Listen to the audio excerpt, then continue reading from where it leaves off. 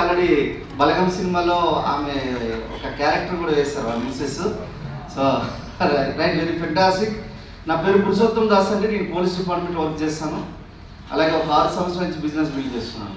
ఎందుకు government job ఉండే person ఎందుకు చేయాల్సి వచ్చింది అనుకుంటే 1 నుంచి 5వ తారీఖు లేదా 10వ తారీఖు వరకు గరం ఉంటుంది జేబు.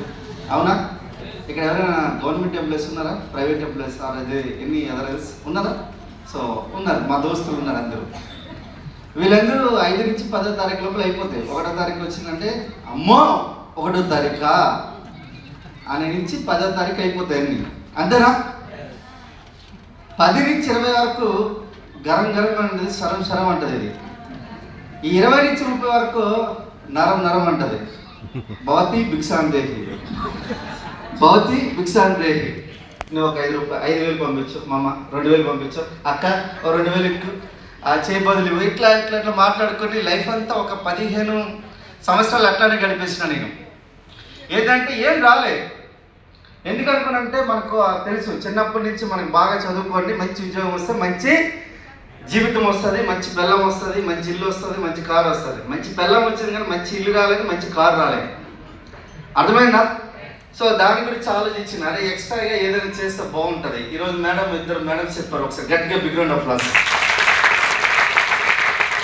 అట్లనే ఇలాంటి ప్లాన్ అయి నేను ఆ చివరి ఎక్కడో దగ్గర ఆ లాస్ట్ 2వ రోజులో ఎక్కడో కూర్చున్నాను. ఎందుకంటే ముందు కూర్చుందామంటే ఎవరైనా మా జేబులో నుంచి డబ్బులు లాక్కుని వెళ్ళిపోతారేమని భయం నాకు. పోలీస్ డిపార్ట్మెంట్ ఉన్నప్పుడు కూడా భయం, అందుకే చివరి కూర్చుంటారు చాలా మంది. ఫస్ట్ వచ్చినా కూడా చివరి ఎందుకు కూర్చుంటారు అంటే దానికే. అర్థమైందా? మీ జేబులో నుంచి ఎవరు గుంజుకొని పోరు, ఏం కాదు. అర్థమవుతుందా? అయితే వచ్చాక అర్థమైంది ఏంటంటే ఈ అవకాశాన్ని ఒక 6 సంవత్సరాలు ఎట్లా తీసుకున్నాను అనుకుంటే నా జనరేషన్ చేంజ్ చేయడానికి అని చెప్పి నిర్ణయం తీసుకున్నాను. ఎట్లా అనుకున్నంటే అందరి దగ్గర ఇలాంటి అవకాశం వస్తుంది, కానీ ఈ అవకాశాన్ని మీరు తీసుకొని ఎట్లా యూటిలైజ్ చేసుకుంటారనే దాని గురించి ఒక చిన్న కథ చెప్తాను నేను. ఏంటంటే ఒక బద్దకొస్తాడైనా ఒక కుర్రాడు ఉన్నాడు.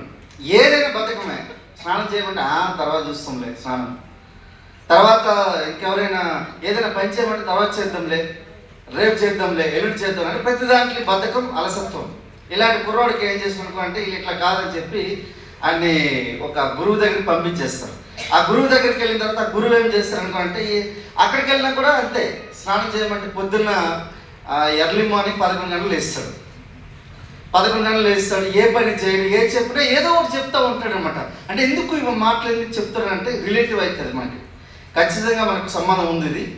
అయితే ఆయనకి గురువు మార్చాలనుకున్నాడు. ఆయన ఏం చేశాడు అనుకుంటే ఒక రాయి ఇస్తాడు, ఒక వజ్రం ఇస్తాడు అనుకోండి. ఒక వజ్రం లాంటి రాయి ఇస్తాడు. ఆ రాయి తీసుకుని వెళ్ళి నువ్వు ఎక్కడ టచ్ చేస్తే అక్కడ బంగారం అయిపోద్ది, నువ్వు ఏ ఇనుముకి టచ్ చేస్తే ఆ ఇనుము బంగారం అయిపోద్ది అని చెప్తాడు.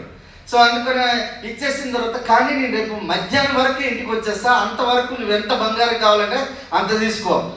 అమ్మయ్యా, నాకు ఇన్ని రోజులకు ఒక సొల్యూషన్ దొరికింది, నేను ఎలాగైనా అన్లిమిటెడ్ బంగారం సంపాదించేసుకుని అనుకుంటాడు. కానీ ఉండదేంటి? రోగం. ఈ మాయిదారు రోగం ఒకటి ఉంది. ఏది? బద్ధకం. మనకు కూడా ఉంది, కొంతమందికి ఉంది, ఎంతమందికి ఉందో నాకు తెలియదు, నాకైతే ఉండేది, మార్చుకున్నాను నేను. సో అందుకని అయితే అది తీసుకొని వెళ్ళి చేస్తే అయిపోతుంది, బంగారం వస్తుంది. కానీ చూద్దాం రేపు కదా, మధ్యాహ్నం వచ్చేది కదా అనుకో చెప్పి సాయంత్రం ఇచ్చాడు కాబట్టి సాయంత్రం సరేలే అనుకో చెప్పి కొంచెం స్నాక్స్ తిని వెళ్ళాడు బయటికి వెళ్ళి. మళ్ళీ అరే స్నాక్స్ తిన్న తర్వాత కొద్ది కురుకు వస్తుంది, పడుకుంటాడు. మళ్ళీ రేపు సాయంత్రం భోజనం చేయాలి, నైట్ 8 to 10 తర్వాత భోజనం చేస్తాడు, వెళ్ళడు. అరే రేపు చూసుకుందాం లేకపోతే అనుకుంటాడు. రేపు మార్నింగ్ తర్వాత లేచిన తర్వాత 8 గంటలకు లేస్తాడైనా 11 గంటలకు. 11 గంటలకు లేచిన తర్వాత బ్రేక్ఫాస్ట్ చేయాలి. సో బ్రేక్ఫాస్ట్ చేసేసరికల్లా కొద్దిగా అనిపిస్తుంది, అరే కడుపు కొద్దిగా టైట్ ఉంది, మధ్యాహ్నం భోజనం చేసి వెళ్దామని అనుకుంటాడు. 2 గంటల తర్వాత కూడా వెళ్ళడం. అంటే ఇనుముకు ఎక్కడైనా తీసుకొని ఇనుముకు టచ్ చేస్తే బంగారం అవుతుంది. స్క్రాప్ షాప్ ఎక్కడైనా ఉంటాయి, స్క్రాప్ పనికిమాల ఉంది, లేదంటే పింపురు పట్టింది అంటే మనకేమంటుంది అని, అలాంటి ఇనుముని జస్ట్ టచ్ చేస్తే బంగారం అయిపోతుంది. కానీ వీడు ఏం చేస్తున్నాడు, మధ్యాహ్నం అయిపోయింది, లంచ్ అయిపోయింది, కానీ వెళ్ళలేదు. ఈ మధ్యాహ్నం అయిపోయిన తర్వాత కొద్ది కునికి వచ్చింది, పడుకున్నాడు. పడుకొని లేచేసరికల్లా గురువు గారు ముందున్నారు. అయ్యో, ఇప్పుడు మీ జీవితం కూడా అయ్యో అన్నట్టు ఎక్కువ ఉంది. ఇప్పుడు నా జీవితం కూడా అట్లనే అనుకుని నేను ఇక్కడికి వచ్చి కూర్చున్నా. మన దగ్గర అవకాశం గుర్తించడం అంటే అంత ఈజీ కాదు. మనకి ఏదైతే ఉందో అదే పని చేస్తూ మన కొత్త రిజల్ట్ అయితే రాదు. అవునా? వస్తుందా? పెరట్లో వంకాయ విత్తనాలు వేసి బెండకాయలు కోయడానికి వెళ్తే ఎట్లుంటుంది సార్? బాగుంటుందా? రోజు పని రోజు చేసి కొత్త రిజల్ట్ అయితే రాదు. కానీ నేను చెప్తున్నా, మీ జీవితం మారాలంటే ఒక రోజు ఉంది. ఒక రోజు కాదు, 3 రోజులు ఉంటాయి.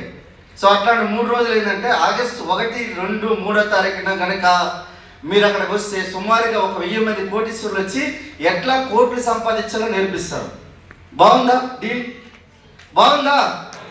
అంటే మీ చేతిలో ఒక బంగారం లాంటి రాయి పెట్టేసి వెళ్ళిపోతారు. అప్పుడు మీరు పట్టిందల్లా బంగారం అయితే బాగుంటుందా? బాగుంటుందా లేదా? సో ఇక్కడ గుర్తుపెట్టుకోండి, ఇక్కడ ఏం లేదు, ఒక అవకాశాన్ని గుర్తించాలి. మనకి అవకాశం పనికి వస్తుందా లేదని గుర్తించాలి. ఇప్పుడు మేడం క్లియర్గా చెప్పారు, ఇన్వెస్ట్మెంట్ లేదు. అవునా? మేము ఇన్వెస్ట్మెంట్ ఉంటే మీ బిజినెస్లోకి వచ్చేవాళ్ళం కాదు. ఎందుకనుకున్నంటే మాదంతా పూర్ ఫ్యామిలీ, నిరుపేద కుటుంబం. ఎందుకంటే నేను ఉద్యోగంలో వచ్చినాక ఇంట్లో కరెంట్ వేయించుకున్నా. నాకు తెలిసి ఒక 5 లక్షలు సంపాదించడం, నాకు 15 సంవత్సరాలు 5 లక్షలు సంపాదించడం కూడా గగనం నాకు. కానీ ఈరోజు బయట ఒక 56 లక్షల మెర్సిడీస్ బెంజ్ ఉంది నాకు.